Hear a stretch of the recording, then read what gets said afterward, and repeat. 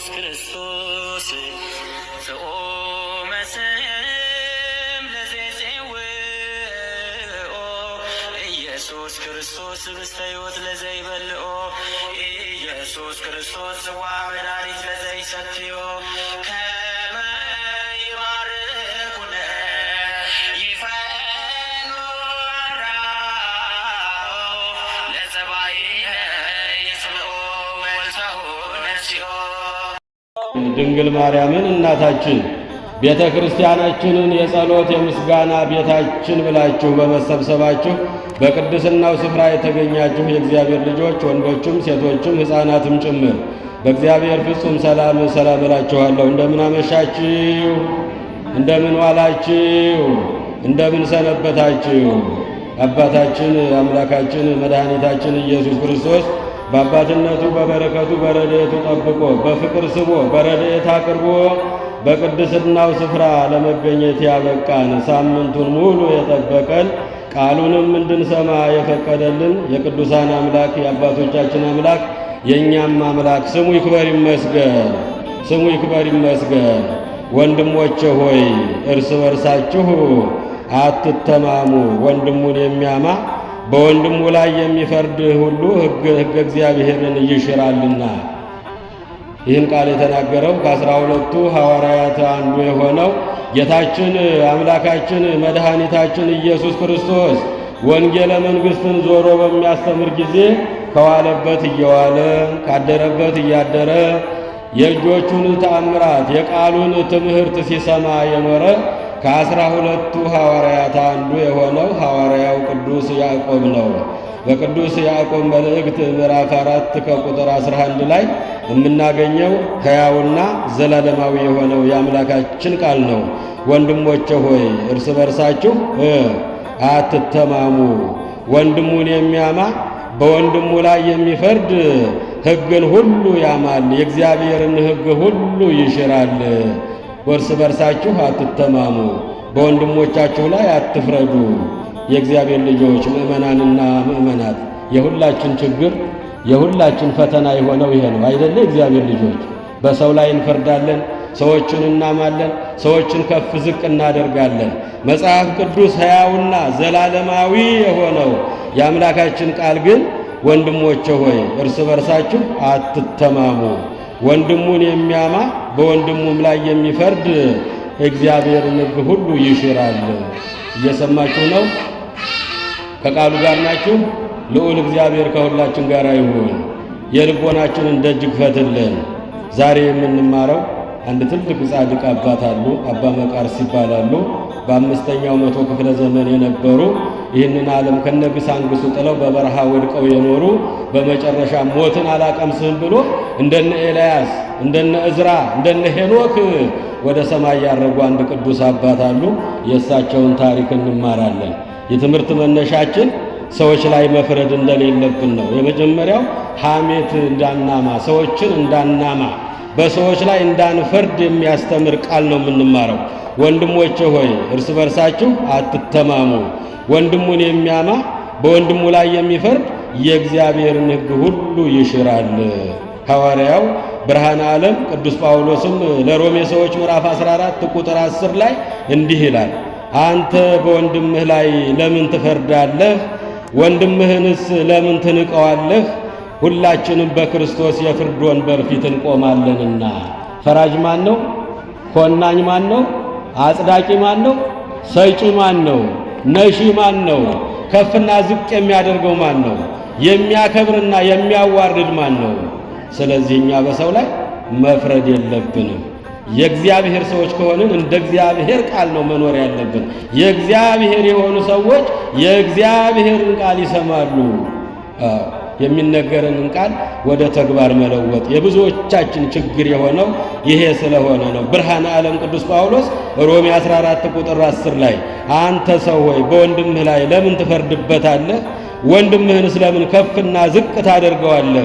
ሁላችንም በክርስቶስ የፍርድ ወንበር ፊት ለፍርድ እንቆማለንና ፈራጁ፣ ዳኛው፣ ሰጪ፣ ነሺው አምላካችን ፈጣሪያችን ኢየሱስ ክርስቶስ ነው። ለዚህ ነው ብርሃነ ዓለም ቅዱስ ያዕቆብ ምዕራፍ 4 ቁጥር 11 ላይ ወንድሞቼ ሆይ እርስ በርሳችሁ አትተማሙ። እህቶቼ ሆይ እርስ በርሳችሁ አትተማሙ። ወንድሙን የሚያማ እህቱን የሚያማ በወንድሙ ላይ የሚፈርድ ሕግን ሁሉ ይሽራል፣ የእግዚአብሔርን ሁሉ ይሽረዋል ማለት ነው። ስለዚህ እርስ በርሳችን መተማማት፣ በሰው ላይ መፍረድ ስልጣን የለንም የእግዚአብሔር ልጆች። ትዝ ይላችኋል በዚያ በቅዱስ ዮሐንስ ወንጌል ምዕራፍ 8 ከቁጥር 1 ላይ ለስም አጠራሩ ክብር ይግባውና ሰውን ወዶ ሰው የሆነው በዚች ምድር ላይ የተመላለሰ ወንጌለ መንግሥትን ሲያስተምር የነበረው አምላካችን ብዙ ሺህ ሕዝብ ተከትሎት እየዞሩ ሳሉ ሰብስቦ ወንጌለ መንግሥት ያስተምር ነበረ። ክፉዎች የሰውን ስም የሚያጠፉ ሰውን ከፍና ዝቅ የሚያደርጉ ያችን ሴት በዝሙት ስትሰራ አግኝተናታል። ይህች በድንጋይ ተወግራ በሳት ተቃጥላ በአደባባይ መሞት አለባት ብለው እጇንም እግሯንም አስረው በሰው አደባባይ አመጧት። ከባት ያበሳ መድኃኔ ዓለም ነው። ኃጢአታችንን የሚሸፍንልን እሱና እሱ ብቻ ነው። እኛማ ያየነውን ብቻ ሳይሆን ያላየነውንም ጨምረን የምናወራለን። ለዚህ ነው መጽሐፍት የሚከለክሉን ወንድሞቼ ሆይ እርስ በርሳችሁ አትተማሙ። እህቶቼ ሆይ እርስ በርሳችሁ አትተማሙ። ወንድሙን የሚያማ እህቱን የሚያማ በወንድሙ ላይ የሚፈርድ በእህቱ ላይ የሚፈርድ የእግዚአብሔርን ሕግ ሁሉ ይሽራል።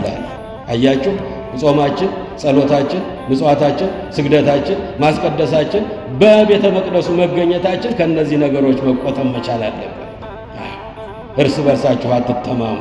ያችን ሴት እጇንም እግሯንም ማስረው መድኃኔ ዓለም ፊት አቆሟት። ብዙ ሺህ ሕዝብ በተሰበሰበበት እሱ ወንጌል እያስተማረ ነው። እነሱም ለክስ እንዲመቻቸው ነው። ትሙት ብሎ ቢፈርድባት ይሄማ ነፍሰ ገዳይ ነው፣ ደም አፍሳሽ ነው፣ ጨካኝ ነው፣ የእግዚአብሔር ልጅ ሊሆን አይችልም ብለው ለክስ እንዲመቻቸው ነው። ሁለተኛው ሞት አይገባትም ቢሉ የሙሴን ሕግ ይሽራል ማለት ነው። እየሰማችሁኝ ነው? ለሁለት ምክንያት ነው ይዘዋት የመጡት። ለስንት አልኳችሁ? ለሁለት ምክንያት። አንዱ ምንድነው? የሙሴን ሕግ ይሽራል ማለት ነው። መገደል የለባትም መሞት የለባትም ብሎ ቢከራከረን ይሄማ የሙሴን ሕግ ይሽራል ብለን ሕዝቡን እናሳምጽበታለን፣ ተከታዮች ሁሉ እንዳይከተሉ እናደርገዋለን ብለው። ሁለተኛው ግን ትሙት ትገደል ብሎ ቢፈርድባት ይሄማ ገዳይ ነፍሰ ገዳይ ነው፣ ደም አፍሳሽ፣ ለሰው የማይራራ ጨካኝ አምላክ ነው፣ የእግዚአብሔር ልጅ ነኝ ይላል፣ ሐሰተኛ ነው ብለው ለክስ እንዲመቻቸው ያችን ሴት እጇንና እግሯን አስረው በአደባባይ በሰዎች መካከል በአዳራሹ ውስጥ አቆሟት። መምህር ሆይ ይቺ ሴት ዝሙት ስትሰራ አገኘናት። በእኛ ሕግ በሙሴ ሕግ በአደባባይ በድንጋይ ተወግራ በሳት ተቃጥላ እንድሞት ሙሴ አዞናል። አንተ ስለሷ ምን ትለናለህ አሉት። የሰማችሁ ነው። አንተ ስለሷ ምን ትለናለህ አሉት። በሰው ላይ መፍረድ እንዴት ከባድ እንደሆነ የእግዚአብሔር ልጆች፣ አምላካችን ለስም አጠራሩ ክብር ይግባውና ሰው መስሎ በመካከላቸው የተገኘው ተራ መሰበሰብ መሰላቸው ማእምረ ኅቡዓት መሆኑን አልተረዱትም። የሰሩትን ሳይሆን ያሰቡትን ሁሉ የሚያውቅ አምላክ መሆኑን አልተረዱትም። የእግዚአብሔር ልጆች ጎንበስ ብሎ መጻፍ ጀመረ። በል ንገረን እንጂ ንገረን፣ ሙሴ ተወግራ እንድትሞት አዞናል። አንተ ስለሷ ምን ትላለህ? ዝሙት ስትፈጽም ስትረክስ አግኝተናታል። ይህች መሞት አለባት ዛሬ በእኛ ሕጋችን። አንተ ስለሷ ምን ትላለህ? ተናገር አሉት። ሁሉን የሚያውቅ አምላካችን፣ ትናንት የነበሩበትን የሚያውቅ አምላካችን፣ በሐሌዎ በገቢር በነቢብ የሰሩትን በደልና ኃጢአት የሚያውቅ አምላካችን ጎንበስ ብሎ መጻፍ ጀመረ። የእግዚአብሔር ልጆች ምእመናን፣ ሸፍኖን ነው በቤቱ የቆምነው አይደለ? የእግዚአብሔር ልጆች ማን ንጹሕ አለ በሱ ፊት ለመቆም? እመሰ ኃጢአተኑ ትተዓቀብ እግዚኦ እግዚኦ መኑ ይቀውም አለ ልበ አምላክ የተባለው ዳዊት አባታችን ገሩ የዋሁ ቅዱሱ ንጉሥ ዳዊት በመዝሙሩ መዝሙር 129ኛው መዝሙር ላይ አቤቱ በቀን በሌሊት በጠዋት በማታ የምንሰራውን በደል ብታስብብን ከቤተ መቅደስ ማን ሊቆም ይችላል? ቸርነቱ ነው የሰበሰበን፣ ቸርነቱ ነው ከመቅደሱ ያቆመን። የእግዚአብሔር ልጆች ጎንበስ ብሎ መጻፍ ጀመረ። እነሱም ጥያቄያቸውን አከታተሉ ጠየቁት። በል ተናገር እንጂ ይህች ተገድላ በድንጋይ ተወግራ መሞት አለባት፣ አንተ ስለ እሷ ምን ትላለህ አሉት። እውነት እላችኋለሁ ከእናንተ መካከል እሷ የሠራችውን ኃጢአት ያልሠራ ሰው ካለ የመጀመሪያውን ድንጋይ ያንሳና በላዋ ላይ ይጣልባት አላቸው። ጎንበስ ብሎም ኃጢአታቸውን ጻፈባቸው። የእኔን ኃጢአት በእናንተ ግንባር ላይ፣ የእናንተን ኃጢአት በእኔ ግንባር ላይ። እየሰማችሁኝ ነው? አዎ አንዱ ቆሞ በፊት ለፊት ባለው በጓደኛው ግንባር ላይ የሕይወት ታሪኩ ከሰው ተሸሽጎ የሰራው ዝሙቱ፣ ስካሩ፣ ስርቆቱ፣ ሌብነቱ፣ ክፋቱ በሙሉ በዝርዝር በሰው ግንባር ላይ ተጽፎ ያየው ነበረ። ያኛው ደግሞ በእኔ ግንባር ላይ ተጽፎ ያየው ነበረ። የሁሉንም ኃጢአት አወጣና አደባባይ ያሰጣባቸው። ያን ጊዜ ሰው እናስገድላለን፣ የሰውን ኃጢአት አደባባይ እንገልጣለን ብለን ተሰብስበን መጥተን የራሳችን ኃጢአት በአደባባይ ወጣብን ብለው ሹልክ ሹልክ ሹልክ እያሉ ከአዳራሹ ወጥተው ሄዱ። እነማ ከሳሾቿ አትሉም እንዴ? ከሳሾቿ ፈርደውባት በድንጋይ ተወግራ እንድትሞት። ወንድሞቼ ሆይ እርስ በርሳችሁ አትተማሙ። ወንድሞቼ ሆይ እርስ በርሳችሁ በሰው ላይ አትፍረዱ። ወንድሙን የሚያማ በወንድሙ በእህቱ ላይ የሚፈርድ የእግዚአብሔርን ሕግ ሁሉ ይሽራል። ፈረዱባት እነሱ አደባባይ አቆሟት። ያን ጊዜ ጎንበስ ብሎ መጻፍ ጀመረ። የሰሩትን የበደሉትን ትናንት የነበሩበትን ከሰው ተሸሽገው የሰሩትን ኃጢአት በየግንባሩ በየሰው ግንባር ላይ ጻፈባቸው። አንዱ ሲመለከት የራሱን ኃጢአት በሌላው ግንባር ላይ እንዲያዩ አደረገባቸው። ሹልክ ሹልክ እያሉ ሰው እናስገድላለን ብለን በሰው ላይ እናስፈርዳለን ብለን መተን የኛው ኃጢአት በአደባባይ ያሰጣብን፣ ይሄማ እውነትም አምላክ ነው እያሉ ሹልክ ሹልክ እያሉ ሄዱ። አምላካችን ቀና ብሎ ሲያያት ብቻዋን ቆማለች። ወብእሲቶ አንቺ ሴት አላት፣ ከሳሾችሽ በድንጋይ ወግረው ሊገሉሽ በእኔ ፊት አስረው ያቆሙሽ ከሳሾችሽ ሁሉ ወዴት ሄዱ አላት። ሁሉም ወጥተው ሄደዋል ጌታ ሆይ ብቻዬን ቆሜያለሁ አላት። እኔም አልፈርድብሽም አለ። ክብርና ምስጋና ለመድኃኔዓለም ይሁን። እልላትንም እንዲህ በለው እኔም አልፈርድብሽም ኃጢአተኪ ተሃድገለኪ ኃጢአትሽ ሁሉ ይቅር ተብሎልሻል።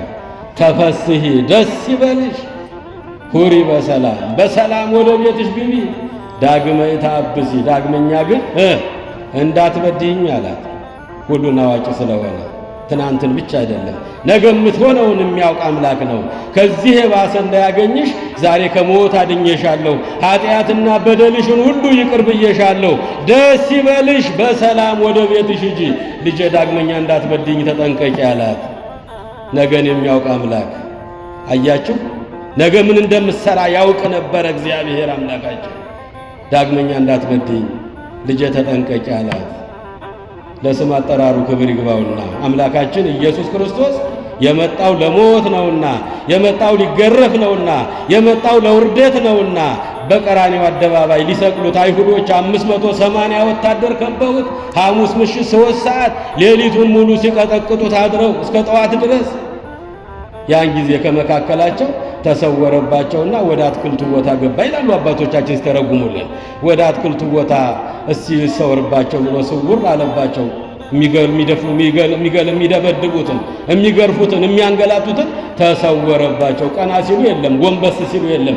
ወዴት ሄደ እያሉ ተጨነቁ። ወደ ሰማይ ወጣ፣ ወደ ምድር ገባ፣ ወዴት ሄዳሉ? ከስራቸው ቆሞ አያዩትም ነበረ። ማን ሊያየው ይችላል? የእግዚአብሔር ልጆች በፈቃዱ ካልሆነ በፈቃዱ በቸርነቱ እኮ ነው ታስሮ ሲጎተት የዋለው። በጡጫ በርግጫ የተመጣው በቸርነቱ በምህረቱ ሰውን ስለወደደ ለሰው ሲል የተከፈለ ዋጋ ነው። ከመካከላቸው ተሰወረና ለእሷ ብቻ ተገለጠላት። እየሰማችሁ ምን አልኳችሁ? መልሱልኝ ባካችሁ። ለእሷ ብቻ ተገለጠላት። እነሱ አያዩትም ነበረ።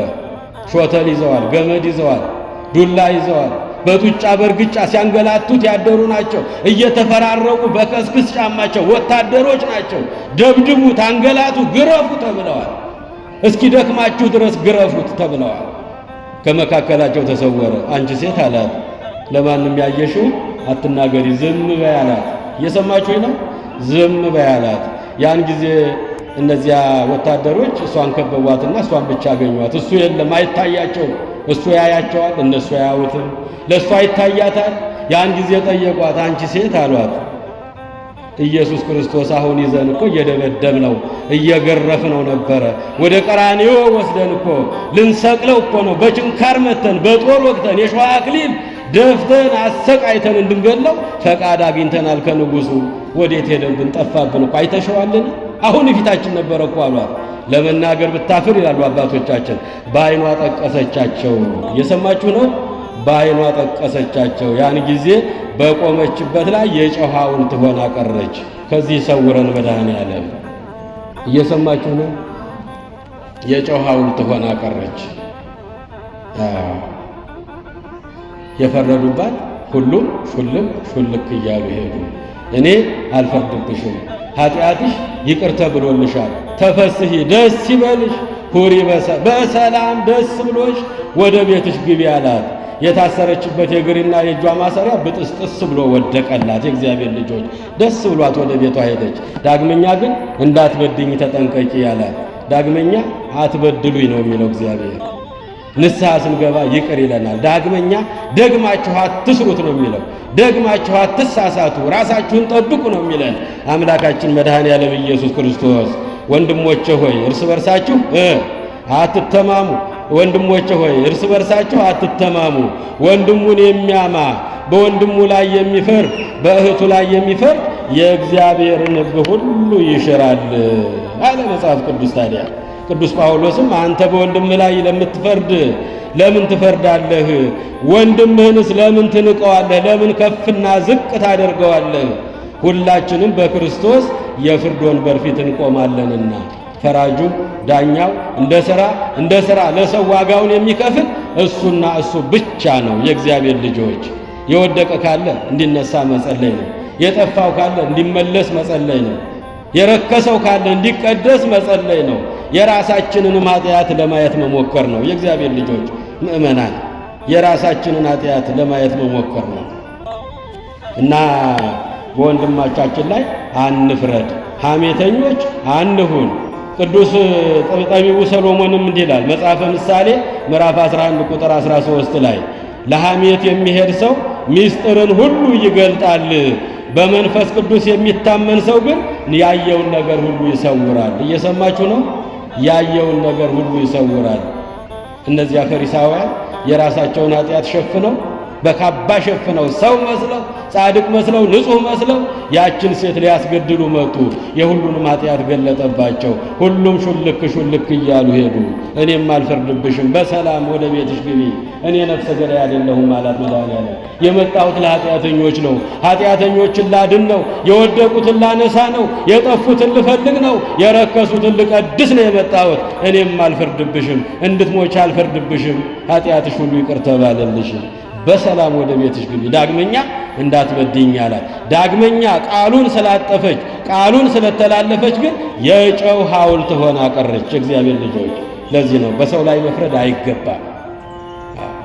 ያየሽውን ለማንም አትናገሪ፣ ዝም በይ አላት። ዝም ማለት አቅቷት በዓይኗ ጠቀሰቻቸው። ያውላችሁ ኢየሱስ እዛ ጋር ቆሟል አሏቻቸው። ያን ጊዜ ተረባርበው ያዙትና በጡጫ በርግጫ መድኃኔዓለምን ደበደቡት። እሷም በቆመችበት የጨው ሐውልት ሆና ቀረች። በሰው ላይ አንፍረድ፣ ራሳችንን እንይ፣ ወደ ውስጣችን እንይ። ሁላችን በእግዚአብሔር ፊት ኃጢአተኞች በደለኞች ነን።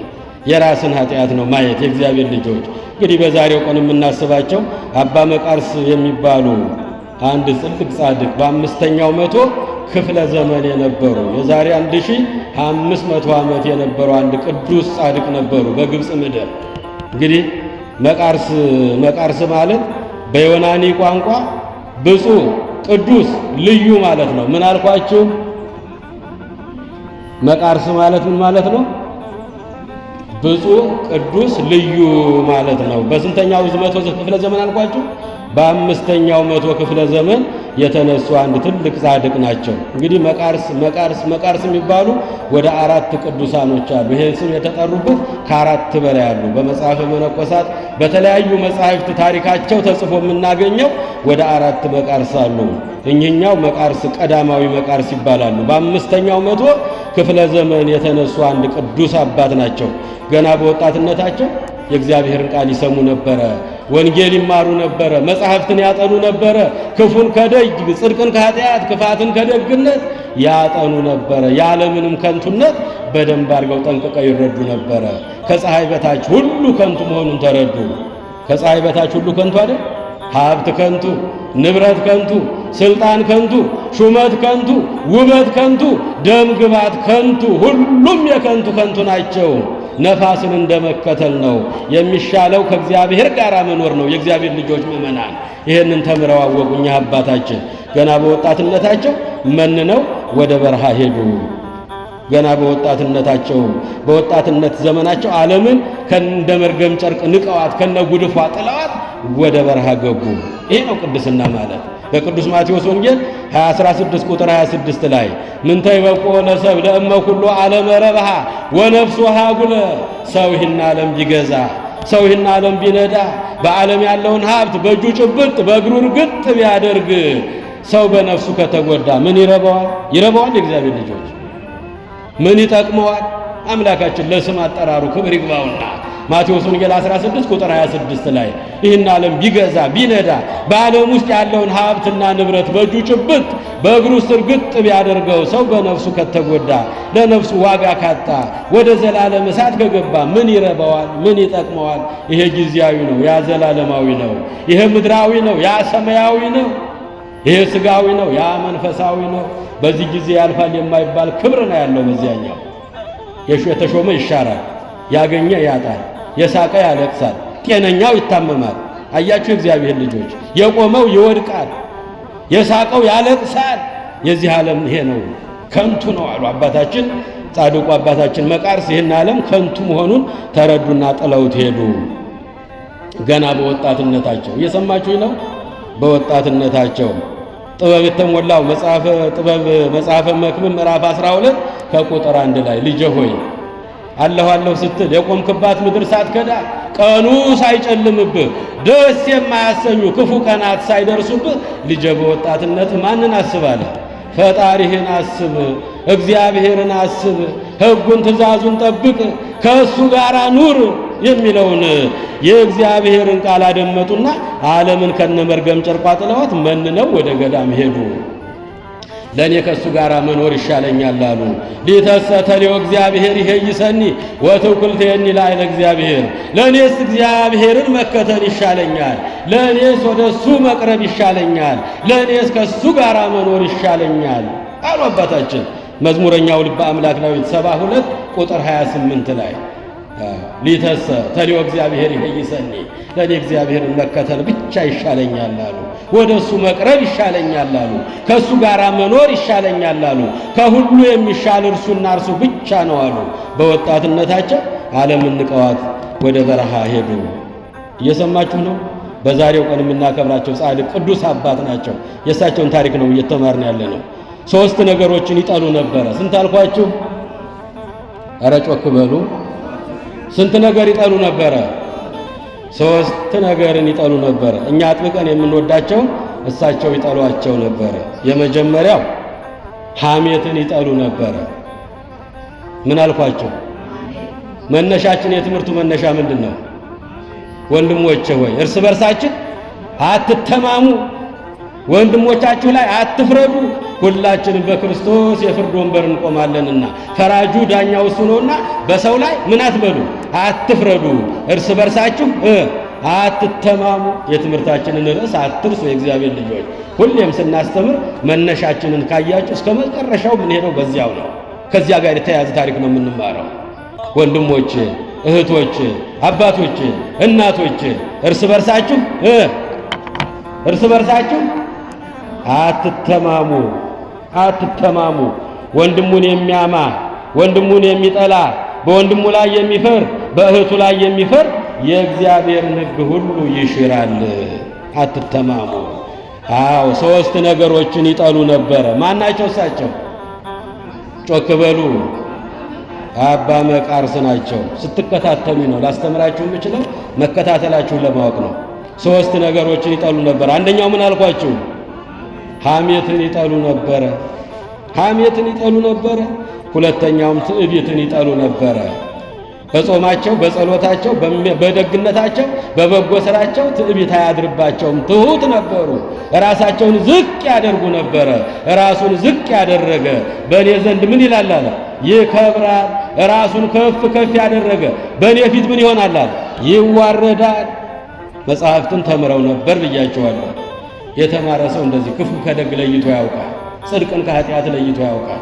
ባላወቃችሁማ ኃጢአት ባልሆነባችሁ፣ እያወቃችሁ ግን ኃጢአትን ለምትሰሯት ለእናንተ ወዮላችሁ አለ። ለስም አጠራሩ ክብር ይግባውና አዎ መድኃኔዓለም ኢየሱስ ክርስቶስ ትዕቢትን ይጠሏት ነበረ፣ ሐሜትን ይጠሉ ነበረ፣ ሶስተኛው ወሬን ይጠሉ ነበረ።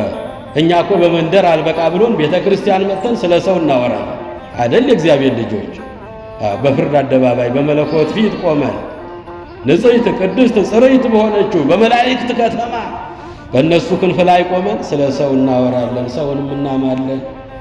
ሶስት ነገሮችን ይጠሉ ነበረ። በወጣትነታቸው ዓለሙን ናቁት፣ እንደ ጉድፍ እንደ ጨርቅ ቆጠሩት፣ እንደ መርገም ጨርቅ ሁሉን ጥለው ሄዱ። በወጣትነትህ ፈጣሪህን አስብ የሚለውን የጠቢቡ የሰሎሞንን ቃል በተግባር አዋሉ። ሰው ዓለሙን ቢገዛ ቢነዳ በዓለም ውስጥ ያለውን ሀብት በእጁ ጭብጥ በእግሩ እርግጥ ቢያደርግ በነፍሱ ከተጎዳ ለሰው ምን ይረባዋል የሚለውን የአምላካቸውን ቃል ሰሙና ሁሉን ጥለው ቤተሰብን ጥለው ዘመድ ጥለው ወገን ጥለው አገር ጥለው ርስት ጥለው ወደ በረሃ ገቡ። አባታችን አባ መቃርስ ወደ በረሃ ሲገቡ ሶስት ነገሮችን ጠልተው ነው የገቡት ይላል ታሪካቸው ላይ። የመጀመሪያው ሐሜት፣ ሁለተኛው ትዕቢት፣ ሶስተኛው ወሬ። ስንት አልኳቸው? ምን ናቸው? እሺ እግዚአብሔር ይስጥልኝ፣ ቃለ ሕይወት ያሰማቸው። ይሄንን ይጠሉ ነበረ። ስለዚህም እነዚህን በመጥላት ስለዚህም የሰውን ሰው ወደማይገኝበት እልም ካለ ጫካ በረሃ ውስጥ ገቡ። አባታችን አባ መቃርስ በረሃ ውስጥ ጭው ያለ በረሃ ውስጥ የሰው ድምፅ የማይሰማበት አራዊት ብቻ የሚርመሰመሱበት ዛፍ ቅጠል ሳር ውሃ ወደማይገኝበት እየሰማችሁ ነው። ምንም ነገር ከሌለበት ሰው የሰው ድምፅ ከማይሰማበት ከገዳሙ ርቀው መጀመሪያ ገዳም ውስጥ ገቡ፣ ምንኩስና ስርዓት ፈጸሙ። ከዛ በኋላ እነዚህ ሶስት ነገሮችን ስለጠሉ ገዳሙን መነኮሳቱን ጥለው ወደ በረሃ ብቻዬን ብኖር ይሻለኛል፣ ብቻዬን ስኖር ከሱ ጋር እኖራለሁ አሉ አባታችን። ብቻዬን ብኖር አባ መርትያኖስ የሚባሉ አንድ ባህታዊ ነበሩ። ዓለምን ንቀው በረሃ የገቡ ናቸው። ገዳም ውስጥ የሚኖሩ ናቸው። አሁን ገዳሙ ታዲያ በእውቀታቸው በጥበባቸው ማስተማር በመቻላቸው የገዳሙ አበምኔት አድርገው መረጧቸው ይላል። አሁን እሳቸውም ጥበብ መንፈሳዊን ጠንቅቀው የተማሩ መንፈስ ቅዱስን የተሞሉ አባት ነበሩና ይሰበስቡና መነኮሳቱን ያስተምሯቸዋል፣ ይመክሯቸዋል።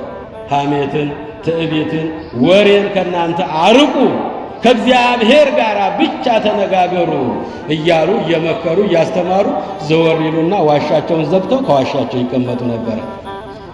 በገዳም ያሉ መነኮሳትም እሳቸውን ከመውደድ የተነሳ እየመጡ እያንኳኩ አባ እኛ እኮ እንወደዎታለን፣ እንዲያስተምሩን፣ እንዲመክሩን፣ እንዲገስጹን እንፈልጋለን፣ ሁሌም ልናጣዎት አንፈልግምና እባክዎት ከኛ ጋር ይሁኑ፣ አብዛኛው ሰዓትዎትን ለብቻዎት ሳይሆን ከኛ ጋር ያሳልፉ እያሉ ይጠይቋቸው ነበር። እነማ መነኮሳቱ እየተሰበሰቡ ይጠይቋቸው ነበር። ሁሌም እናግኘዎት፣ ቃልዎትን እንስማ፣ ትምህርት ያስተምሩን፣ ከክፋት ወደ ደግነት የምንቀየረው እርሶ ሲያስተምሩን ነው። አባ ከኛ ጋር ይሁኑ፣ እባክዎት ብቻዎትን አይሁኑ፣ ዋሻዎትን ዘግተው አይቀመጡ እያሉ ይጠይቋቸው ነበር። ከዕለታት አንድ ቀን ሰበሰቧቸውና ልጆቼ አሏቸው አባ መርትያኖስ፣ ልጆቼ እንደምወዳችሁ እግዚአብሔር ያውቃል አሉ። ልቤን እግዚአብሔር ምን ይላል? ያውቃል። እንደምወዳችሁ እንደማልጠላችሁ እግዚአብሔር ያውቃል። ነገር ግን ልጆች አንድ ነገር ተረዱኝ አሉ። ከእናንተ ጋርና ከአምላኬ ጋር ለመኖር እቸገራለሁኝ አሉ። የሰማችሁ ነው። ምን አሉ? ከእናንተ ጋርና ከእግዚአብሔር ጋር ለመኖር ይቸግረኛል። እናንተን ላስደስት ብዬ ከእናንተ ጋር ሳወራ አምላኬን አጣዋለሁ፣ ብቻዬን ስሆን ሙሉውን ሰዓት አምላኬን አገኘዋለሁ አሉ። ክብርና ምስጋና ለመድኃኔዓለም ይሁን። እንዲህ ነው የእግዚአብሔር ልጆች ምእመናን። እባካችሁ ተረዱኝ ልጆች አሉ። እንደምወዳችሁ ማን ያውቃል አሉ። አይዟችሁ፣ እንደምወዳችሁ እግዚአብሔር ያውቃል። አልጠላችሁም ልጆቼ፣ ወንድሞቼ፣ እናቶቼ። እየመጣሁ የተወሰነ ሰዓት ትምህርተ ወንጌል እሰጣችኋለሁ። ከዚያ ውጭ ግን ከእናንተ ጋር ለመሆንና ከአምላኬ ጋር ለመሆን ይቸግረኛል። እናንተን ላስደስት ስል አምላኬን አጣዋለሁ። ብቻዬን ስሆን ሙሉውን ሰዓት ከአምላኬ ጋር አሳልፋለሁና ከእናንተ ጋርና ከእግዚአብሔር ጋር ለመኖር እጅግ ያስቸግረኛልና ብቻዬን ልሁን፣ እባካችሁ ተውኝ ብለው እምቢ አሏቸው ይላል። አያችሁ፣ መጽሐፈ መነኮሳት ላይ የተጻፈ ነው የምነግራቸው። እኚህም አባት 3 ነገሮችን ጠሉ። ሐሜትን፣ ትዕቢትን፣ ወሬን በመጥላት የሰው ድምፅ ከማይሰማበት በረሃ ውስጥ ገቡ። ከገዳሙ 10 ኪሎ ሜትር ርቀው ምድረ በዳ ጫካ ውስጥ ገቡ። አራዊት ከሚርመሰመስበት ዛፍ፣ ቅጠል፣ ውሃ፣ ሳር ከማይታይበት ከበረሃ ውስጥ ወደቁ። ሰው ናቸውና መራብ አይቀርምና ረሃቡ ጸናባቸው። ረሃብ ክፉ አይደል? የእግዚአብሔር ልጆች ይሰማችኋል? ከቃሉ ጋር ናችሁ። ልዑል እግዚአብሔር ከሁላችን ጋር ይሁን። ረሃብ ጸናባቸው። ቅጠል የለም፣ ሳር የለም፣ ውሃ የለም፣ የሚቀመስ የሚላስ የለም። እምነ ረሃብ ይሄይስኩኝ ናት አላሉም እንዲህ ሐዋርያት? በረሃብ ከመሞት በሰይፍ መሞት ይሻላል። ሰይፍ አንድ ጊዜ ይገላግላል። ረሃብ ግን አሰቃይቶ አንገላቶ ይገላል። ገና ከገዳም እንደወጡ ከአገራቸው እንደወጡ ነው። ገና 10ኛው ማዕረግ ላይ አልደረሱም። ከእህል ከውሃ ለመራቅ ይቸገራሉ። አሁን ረሃቡ ጸናባቸው። እምነ ረሃብ ይሄይስኩኝ ናት። ከረሃብ ይልቅ ሰይፍ ይሻላል። በረሃብ ተንገላቶ ተሰቃይቶ ሳምንት 15 ቀን ተሰቃይቶ ከመሞት በሰይፍ አንድ ጊዜ መሞት ይሻላል ያሉት የሐዋርያት ቃል ደረሰባቸው። ረሃቡ ጸናባቸው። እየሰማችሁ ነው? ምኑ ጸናባቸው? ረሃቡ ሲጸናባቸው ጥያቄ ጠየቁ። ጌታዬ ሆይ አሉ፣ በዚህ በረሃ ላይ ሳር የለም፣ ቅጠል የለም፣ ምን ልብላ? ምግቤን እዘዝልኝ ብለው ጸለዩ። አባታችን አባ መቃርስ ምን አሉ? ምግቤን እዘዝልኝ ብለው ጸለዩ። የለመኑትን ይነሳል እንዴ? እግዚአብሔር የነገሩትን ይረሳል እንዴ? ለምኑ፣ ፈልጉ፣ አንኳኩ። ይሄ ዘላለማዊ ቃሉ እኮ የእግዚአብሔር ልጆች። አባታችን ጠየቁት። ምንም የለ፣ ያለሁት በምድረ በዳ ነው። ረሃብን ነገር ታውቀዋለህ። ምን ልብላ? ምግቤን እዘዝልኝ ብለው አባታችን ጸለዩ። እግዚአብሔርም አንዲት ቆቅ የምትባል የምግብ አይነት የሆነች ናት፣ ከወፍ ዘሮች የምትበላ ታውቋታላችሁ? እግዚአብሔር ልጆች ምንድነው ያልኳችሁ? ቆቅን አዘዘላቸው። ቆቋ እየሰገረች መጣችና ከዋሻቸው ደጃፍ ላይ ቆመችላቸው። ይህች ናት ምግብህ፣ በሕይወት እስካለ ድረስ ይችን እንድትመገብ ፈቅጄልሃለሁ አላቸው። ክብርና ምስጋና ለአምላካችን ይሁን። አዎ ያችን ቆቅ እግዚአብሔር አዘዘላቸውና ይህች ምግብ ትሁንህ፣ በ24 ሰዓት አንድ ጊዜ ይችን አዝዤልሃለሁ፣ ይችን ተመገብ፣ ሌላ ነገር አትቀላቅል ተባሉ። ማታ ማታ ታዛ ያቺ ቆቅ ትመጣላቸው ነበረ። እሳቸውም አመስግነው ባርከው ያችን ጠባብሰው በቀን አንድ ጊዜ እየተመገቡ መውደቅ መነሳት ጀመሩ፣ መጸለይ ጀመሩ፣ ማመስገን ጀመሩ። አጋንንትን ያቃጥሏቸው ጀመረ። ማንም የለ፣ ምድረ በዳ ነው፣ በረሃ ውስጥ ናቸው። የእግዚአብሔር ልጆች ምእመናን አመስግነው ያችን በ24 ሰዓት አንድ ጊዜ ይመገቧት። ከእግዚአብሔር የተሰጣቸው ስጦታ ነበረች። የምግቤስ ነገር አሉ። አንተን አምኜ ነው የወጣሁት፣ ርስቴን፣ ጉልቴን፣ ቤቴን፣ ንብረቴን ሁሉን ትቼ ቢርበኝ ታበላኛለህ፣ ቢጠማኝ ታጠጣኛለህ፣ ቢበርደኝ ታለብሰኛለህ፣ ብታመም ትፈውሰኛለህ፣ አባት እናት ትሆነኛለህ ብዬ አንተን አምኜ ነው የወጣሁት። የምግቤስ ነገር አሉት። አምላካችን ቅርብ እኮ ነው፣ ሩቅ አይደለም። ለሚለምኑት ቅርብ እኮ ነው። እኔ ቅርብ ነኝ፣ ሩቅ አይደለሁም አለ መድኃኔዓለም ኢየሱስ ክርስቶስ እኮ በትንቢተ ኤርምያስ 23 ቁጥር 23 ላይ ልጆቼ ቅርብ ነኝ፣ ሩቅ አይደለሁም። ተሰውራችሁ የምትሰሩትን የምታስቡትን ሁሉ የማይ በሰማይ በምድር የሞላሁን የእግዚአብሔር ቅርብ ነኝ፣ ሩቅ አይደለሁም አለ። ለመኑት፣ ልመናቸውን ሰማቸው። ያቺ ቆቅ ታዘዘችላቸው። በ24 ሰዓት አንድ ጊዜ ትመጣልሃለች አላቸው። ያቺ ቆቅ በታዘዘችው መሰረት ከዋሻቸው ደጃፍ ላይ መጣችላቸው። በ24 ሰዓት አንድ ጊዜ ያችን እየጠባበሱ እየበሉ እግዚአብሔርን ማመስገን ጀመሩ። ከእግዚአብሔር ጋር መነጋገር ጀመሩ። የእግዚአብሔር ልጆች ምእመናን፣ አዎ እንደ ሰው አንድ ሰው ሊመንን ከቁስጥንጥንያ ከምትባል ሀገር እንደሳቸው መንኖ ወደ በረሃ የመጣ አንድ መነኩሴ ነበረ። ገና ያለም ታጣው ያለቀቀው አንድ መነኩሴ ያን ጊዜ በረሃ ውስጥ ዋሻ ፍለጋ ሲንከራተት እኚህን አባት አገኛቸው። ማን አገኛቸው? ኧረ እባካችሁ ስሙኝ። ማንን አገኘ? አባ መቃርስን አገኛቸው። አሁን ምን ሲያረጉ አገኛቸው? ያችን ቆቅ ይዘው ወደ ዋሻቸው ሲገቡ አያቸው። ያን ጊዜ በሐሜት ተቃጠለ፣ ሰውነቱ ነደደ። ይሄ መነኩሴ መሳይ፣ ይሄ ባህታዊ መሳይ መነኩሴ ሥጋ ይበላልን?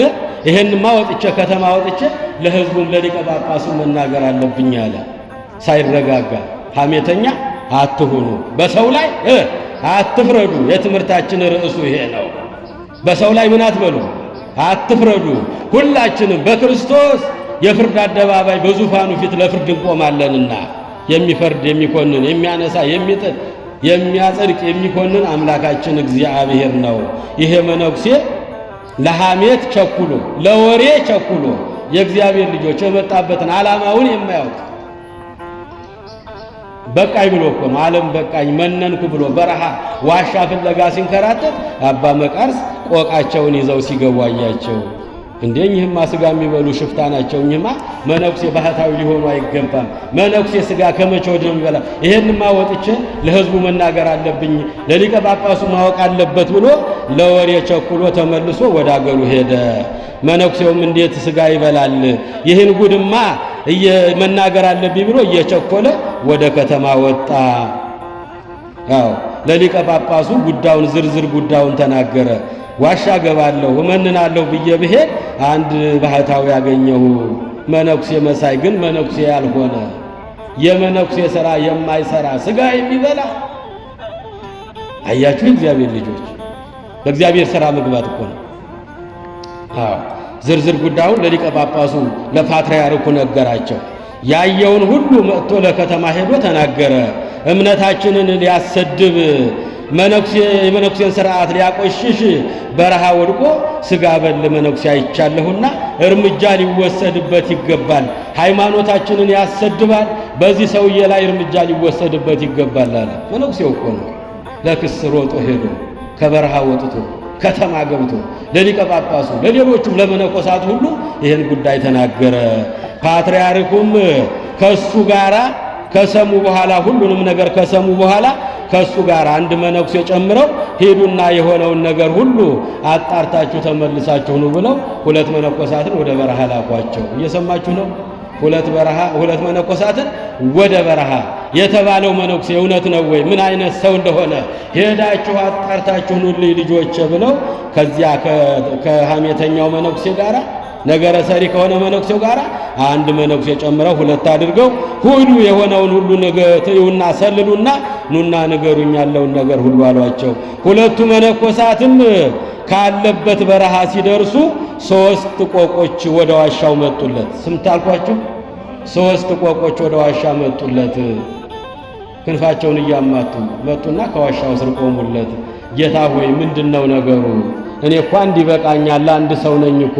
ሁለቱን ምን ላደርጋቸው ነው የላካቸው ጌታዬ ሆይ እያለ ከፈጣሪው ጋር መነጋገር ጀመረ። ያዘዝክልኝ አንድ ነው፣ እድሜን ሙሉ ስበላ የኖርኩት አንድ ቆቅ ብቻ ነው። ለምን 3 ነገር ታዘዘ ዛሬ ብሎ ከጌታው ጋር እየተነጋገረ ሳለ ያን ጊዜ ሁለቱ መነኮሳት ካለበት በረሃ ደረሱ። ሲያዩ 3 ቆቆች ከፊቱ ቆመዋል። ወይ ለነዚህ የተዘጋጀ እግዚአብሔር ያዘጋጀልኝ ምንም እንደሌለኝ አውቆ ምንም እንደማላበላቸው አውቆ እነዚህን እንድጋብዝበት ነው ያመጣልኝ አምላኬ ተመስገን አለና 3ቱን ቆቆች አዘጋጀና ጠባበሰና ኑ ወንድሞች አብረን እንብላ፣ ኑ ብሉ፣ ይሄ እናንተ ድርሻ ነው አላቸው። እነሱ ግን ሳቁበት፣ አፌዙበት፣ አሽሟጠጡት፣ ራሱን ዝቅ አደረጉት። የእግዚአብሔር ልጆች እንዳንተ አይነት መነኩሴ አይተንም አናውቅም፣ እኛ መነኮሳት ነን፣ ሥጋ እንኳን በላም አሉ። ምን አሉ?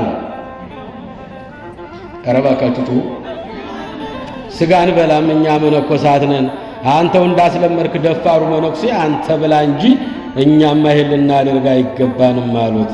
እባካችሁ ብሎ አላቸው። አንበላም አሉ። አትበሉም አላቸው። አዎ አንበላም አሉ። እንግዲህ አስካልበላችኋልና የራሱን ድርሻ ብልት አደረገና የተፈቀደችለትን 2ቱን ቆቆች የተሰሩት የተጠበሱትን በሳህን ለነሱ የተዘጋጁትን እፍ ሲልባቸው 3 ጊዜ እየበረሩ ክንፋቸውን እያማጡ ወደ ጫካ በረው ሄዱ ይላል። ክብርና ምስጋና ለመድኃኔዓለም ይሁን። ዛሬ የምናከብረው አባ መቃርስ ይሄ ነው። የእግዚአብሔር ልጆች ሰው ዓለሙን ትቶ ሲመንን እግዚአብሔርን ያገኘዋል። እግዚአብሔርን ሲያገኘው የሚያስገርም ሥራ ይሰራል። የሞቱት የታረዱት የተጠበሱት ለምግብነት የተዘጋጁት ሁለቱን ቆቆች እናንተ ካልበላችኋቸውማ እዚህ ምን ይሰራሉ አለና እፍ ብሎ በሥላሴ ስም ሲባርካቸው ብድግ ብለው ክንፋቸውን እያማቱ እየበረሩ ወደ ጫካ ሄደው ከጫካ መኖር ጀመሩ። አያችሁ እግዚአብሔር ልጆች፣ ያን ጊዜ እነዚያ ሁለት መነኮሳት ደነገጡ። እንዴ ይሄ ሰው ነው ወይስ መልአክ ነው? የሞተ የሚያነሳ ለምግብነት የተዘጋጁትን እፍ ሲልባቸው ነፍስ የሚዘራባቸው ይሄ መልአክ ነው ወይስ ምድራዊ ሰው ነው ብለው ይቅር በለን ወንድማችን በድለንሃል አሉ። አምተንሃል፣ ፈርደንብሃል፣ ክፉ አስበንብሃልና ማረን ወንድማችን ብለው ከእግሩ ላይ ድፍት አሉና ሰገዱለት። ክብርና ምስጋና ለመድኃኔዓለም ይሁን። ምን አልኳቸው? ከእግሩ ላይ ወድቀው ሰገዱለት መነኮሳቱ። ያን ጊዜ በእውነቱ እናንተንም እኔንም እግዚአብሔር ይቅር ይበለን አላቸው። እሱ ኃጢአት ሰርቷል። የእግዚአብሔር ልጅ እናንተንም እኔንም እግዚአብሔር ይቅር ይበለናል፣ ከእግሬ ላይ ተነሱ አላቸው። አትስገዱ፣ እኔ እግዚአብሔር ባሪያ ነኝ፣ እኔ ለእሱ አገልጋዩ ነኝ፣ እንዳያችሁኝም ኃጢአተኛ ሰው ነኝ፣ ለእኔ አይገባኝም አላቸው። እግሩ ላይ ተደፍተው እንባቸውን አፈሰሱ። በድለንሃል፣ አምተንሃል፣ ስምህን አጥፍተናል፣ ማረን አባት ሆይ አባ መቃርስ ማረን፣ ካልማርከን አንነሳም ከእግር ላይ አሉት። እሱም ያን ጊዜ እግዚአብሔር እናንተንም እኔንም ይቅር ይበለን አላቸው። የእግዚአብሔር ልጆች ምእመናን አሁንም ለወሬ ቸኩለው ወደ ከተማ ሄዱ። ይቅርታውን ካገኙ በኋላ ወደ ከተማ ቸኩለው ለሊቀ ጳጳሱ፣ ለፓትርያርኩ፣ ለምእመናኑ፣ ለመነኮሳቱ ሄደው ታሪኩን መናገር ጀመሩ። እሱ እኮ የሞተ የሚያነሳ እኮ ነው። እሱ እኮ ገባሬ ተአምር የሚያደርግ የበቃ መነኩሴ ነው። ሳናውቀው አምተነዋልና ሀገራችን እንድትባረክ ሄዳችሁ በረከት ተቀበሉ አሏቸው። ፓትርያርኩ ምእመናኑን መነኮሳቱን አስከትለው የሀገሪቱ መሪ ንጉሱ ከነሰራዊቱ ሁሉም በረከት ለመቀበል ዝናውን ሲሰሙ የሞተ የሚያነሳ በእኛ ዘመን አለ፣ በቅድስናው ያሸበረቀ ከመላእክት ጋር የሚኖር አባ መቃርስም ይባላል። በረከት እንቀበል ዘንድ ሁላችሁም ተነሱና ወደ ገዳም እንውረድ፣ ወደ በረሃ እንሂድ፣ እነዚህ ሁለት መነኮሳት ይመሩናል ብለው ሁሉም ተነስተው ወደ በረሃ ሄዱ። ወደ ከተማ ሄደው በፓትርያርኩ ያዩትን ድንቅ ነገር ሁሉ ለፓትርያርኩ ነገሩት። ቅድስናውን፣ ንጽህናውን፣ የሞተ የሚያነሳ መሆኑን ለፓትርያርኩ ነገሩት። ፓትርያርኩ ከሕዝቡ ጋራ፣ ንጉሱ ከሰራዊቱ ጋራ ሊባረኩ በረከት ለማግኘት ወደ በረሃ ሄዱ። እሱ ካለበትም ሲደርሱ ቅዱሳን የሰማይ መላእክት እያሸበሸቡ ወደ ብሔረ ሕያዋን ይዘውት ሊያርጉ እያሸበሸቡ በአየር ላይ ሆነው አዩት። የእግዚአብሔር ልጆች ምእመናን በአየር ላይ ሆነው አዩት። ያን ጊዜ ቀና ሲሉ መላእክት እያሸበሸቡ ወደ ብሔረ ሕያዋን ሳይሞት ሞትን ሳይቀምስ እነ ኤልያስ፣ እነ ዕዝራ፣ እነ ናኩቶ ለአብ እነዚህ ቅዱሳኖች ያሉበት እና አቡነ አረጋዊ ያሉበት ሀገር ሊወስዱት ቅዱሳን መላእክት እያሸበሸቡ በደመና ላይ አዩት። ያን ጊዜ አባ እባክህ ባርከን፣ አንተን ብለን ነው ከከተማ የመጣ ነው፣ አንተን ለማግኘት በረከትህን ለማግኘት ነው አባ ወደ አንተ የመጣ ነውና እባክህ አባ ባርከን፣ ሳትባርከን አታርግ እባክህን ብለው ድፍት አሉ ከመሬት ላይ። ሰራዊቱ ንጉሱ ከሰራዊቱ ጋር፣ ሊቀ ጳጳሱ ፓትርያርኩ ከመነኮሳቱ ከምእመናኑ ጋር፣ አማኝ የሆነ ሕዝብ ሁሉ ፓትርያርኩን ተከትሎ በረሃ ወርዷል። ንጉሱም አማኝ ነበረ፣ ከሰራዊቱ ጋር በረሃ ወርዷል። ምን ለማግኘት? በረከት ለማግኘት ሁሉም ወርደዋል። እሱ ካለበት ሲደርሱ መላእክት እያሸበሸቡ ወደ ብሔረ ሕያዋን ሲያሳርጉት ደረሱ።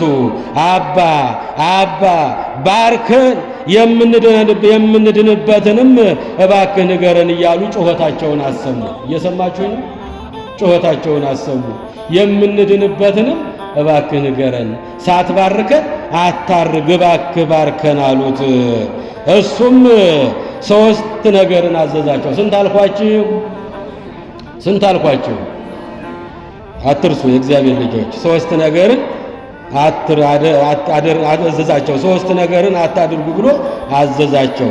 የመጀመሪያው አፋችሁን ከሐሜት ጠብቁ አላቸው። የትምህርታችን ርዕሱ ምንድን ነው?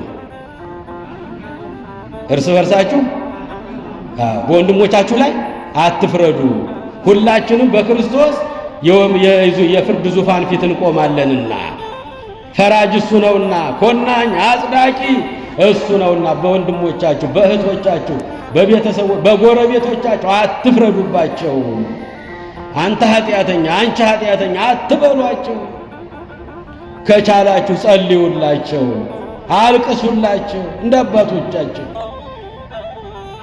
አባቶቻችን ሶስት ነገርን አዘዛቸው።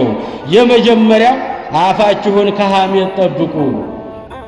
የእግዚአብሔር ልጆች ምእመናን፣ እኛ ብዙ ሰዎችን ስናማ ነው የምንለው አይደለም?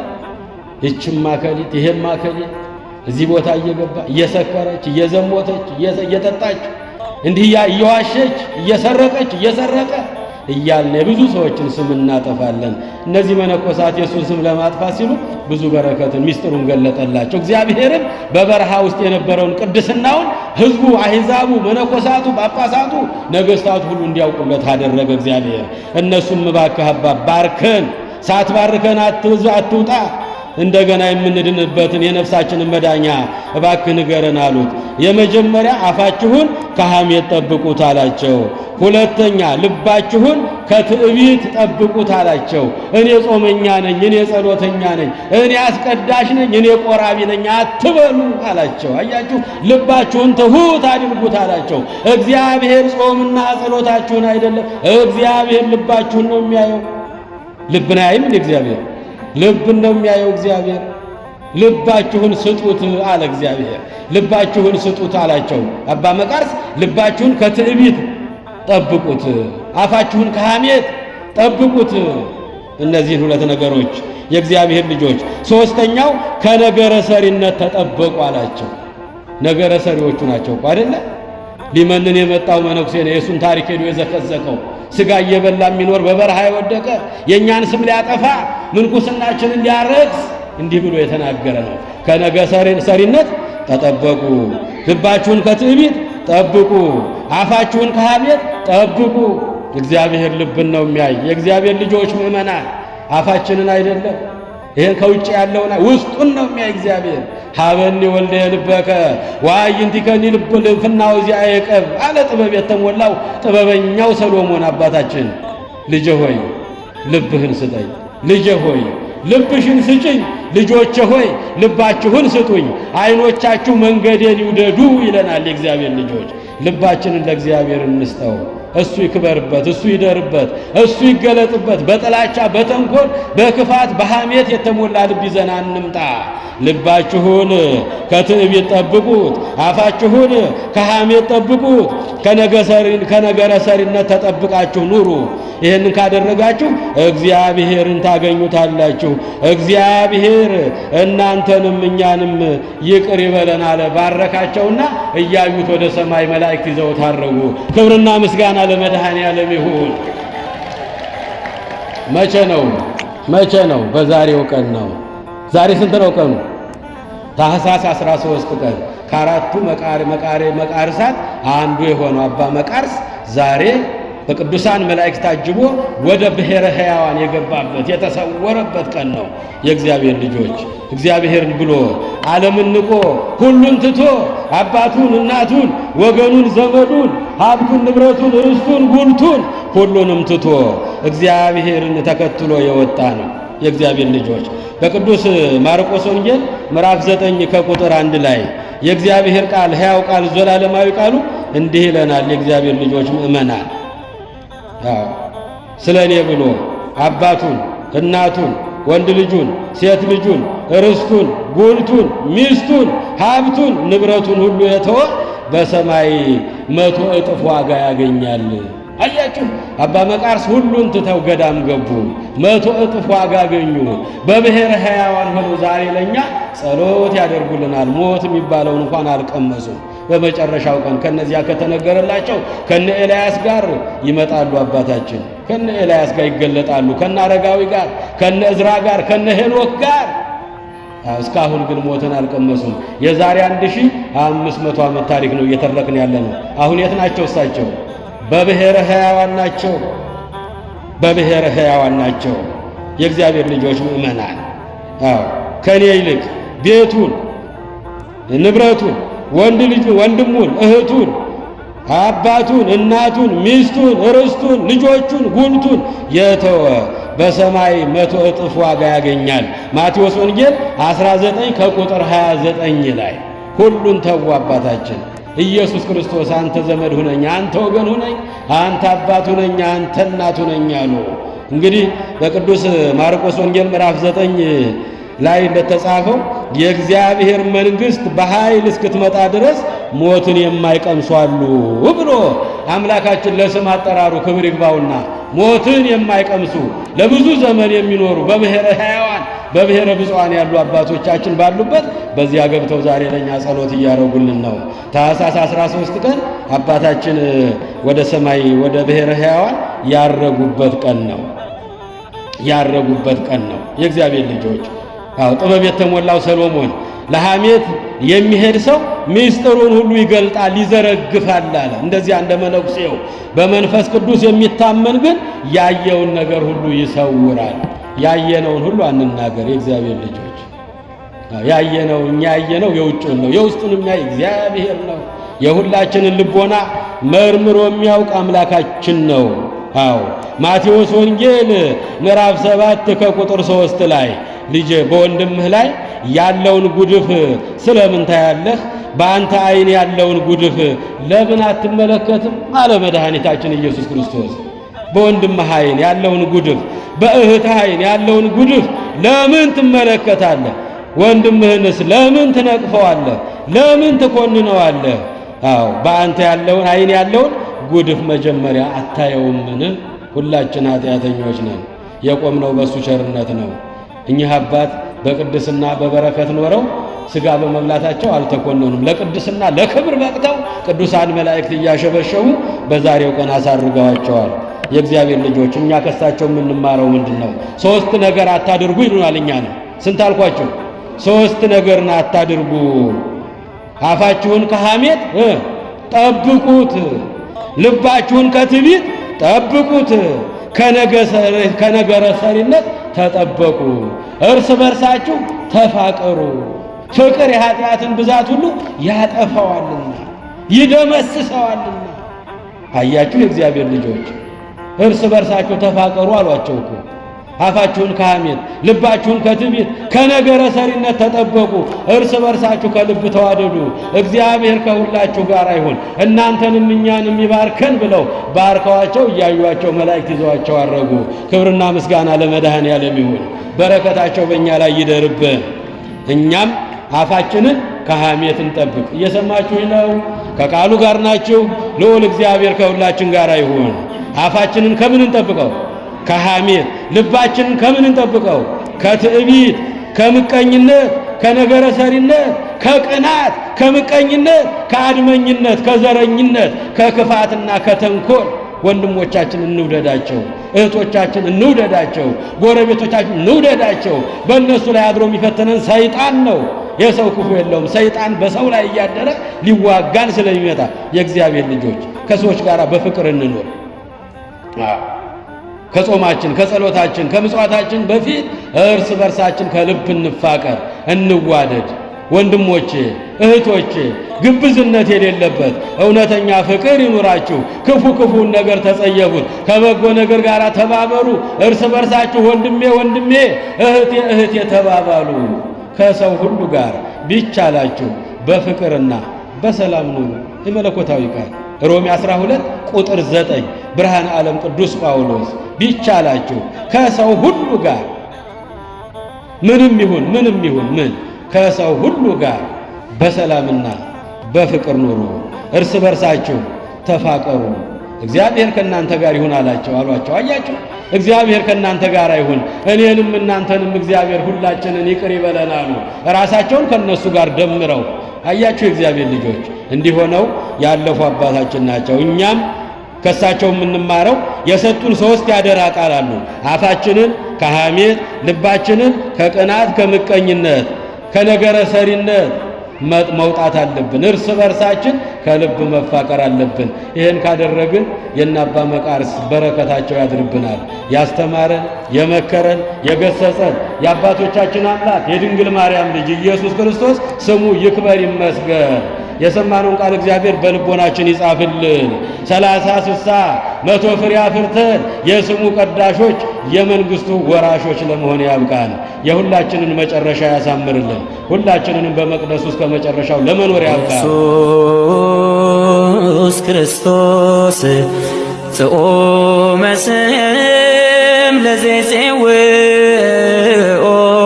ኢየሱስ ክርስቶስ ህብስተ ሕይወት ለዘይበልኦ ኢየሱስ ክርስቶስ ጽዋ መድኃኒት ለዘይሰትዮ ከመ ይባርኩነ ይፈኑ አርዳኦ ለጸባኢነ ይጽብኦ ወልተሁ ነሲኦ